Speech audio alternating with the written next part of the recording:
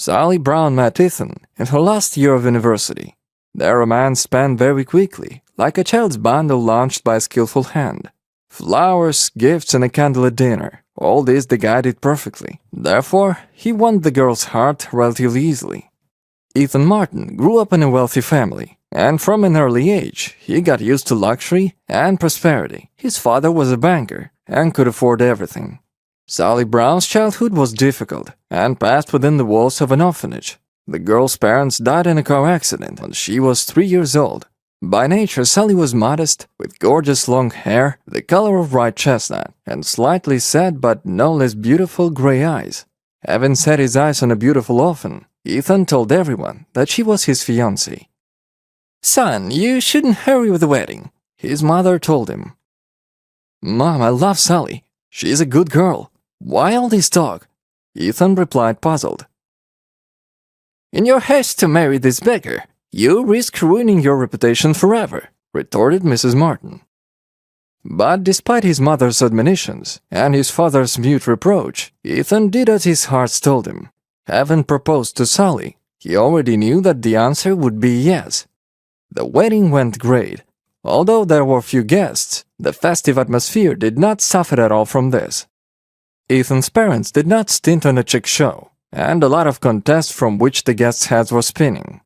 "I'm so happy, honey," Sally whispered in the ear of the chosen one. In his eyes, she read almost the same answer. Ethan scooped her up in his arms and spun her around the hall. Young people loved each other and enjoyed every minute they lived together. 3 years of living together only strengthened their feelings, and it seemed that the future would be cloudless and happy. So, it was like that exactly, until that memorable day happened, when a young, on Ethan's initiative, decided to spend the Christmas holidays at one of the country's ski resorts. Even though Sally was very afraid of skiing and skating since childhood. "Honey, can I just stand next to you?" Sally tried to laugh it off. But Ethan had a completely different opinion. "Love, at least try it once." The girl reluctantly agreed. The ski track was not at all suitable for beginners, but Ethan was sure that his wife would cope. Pushing up with sticks, the girl already knew that she would fall. Struggling to keep her balance, Sally tried to control her body and give the movement a different direction. The slope was very steep and the poor girl, having cut her skis one by one, rolled along the path to the very bottom. She couldn't stand up on her own anymore. "Sally, are you okay?" Terrified, Ethan asked. In the department of traumatology, it turned out that the girl's spine was severely damaged. Doctors hit the rise and delayed the unpleasant moment right up to the discharge. "Young man, I don't want to upset you, but she's unlikely to be able to walk anymore," the head of the department told Ethan. Sally, of course, understood everything herself. After that, the husband seemed to be replaced. Ethan became cold and stopped paying attention to his wife. Sally didn't know yet that her mother-in-law had already turned her son against her. "You see, Ethan, it turned out just like I told you. You don't need this marriage. Don't forget that you need to think about your career, not take care of the disabled." Mrs. Martin said with the emphasis on the last sentence. Over time, the persuasions of his mother finally dispelled the doubts on Ethan's soul. Not afraid of people's condemnation, he filed for divorce and broke off all the relations with Sally. The girl was devastated. Everything seemed to be a dream, and she was faintly aware of what was happening, gradually sinking into the abyss of depression and longing. Sally could stare at one point for hours and quietly cry. Tears covered the girl's beautiful face with bitter stream, but she didn't care.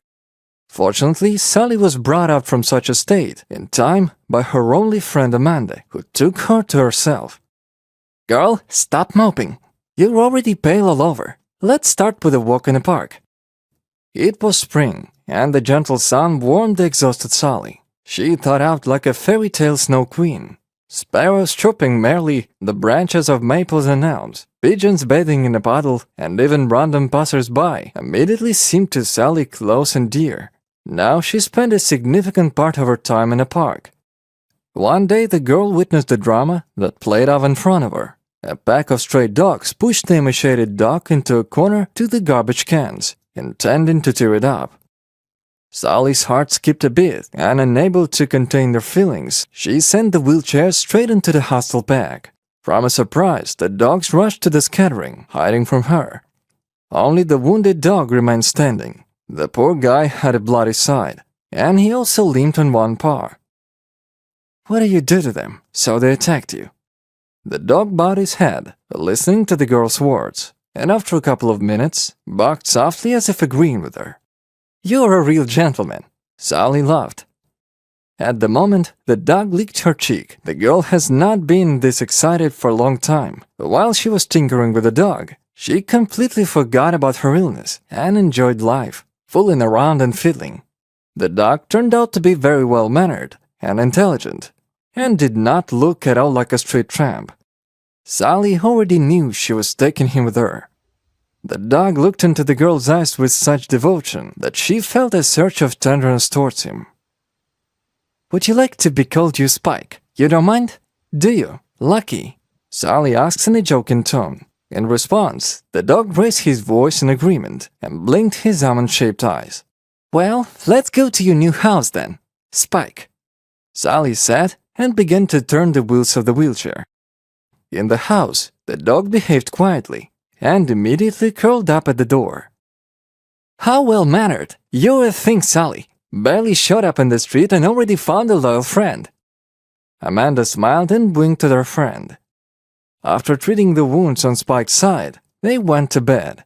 Dog slept lightly, his ears were raised, reacting to any noise coming from outside the door. Unfortunately, Sally's joy was slightly overshadowed by the fact that she needed money for further post-operative rehabilitation, and where to get them, especially if you're a cripple in a wheelchair. Help came from where it was not expected at all.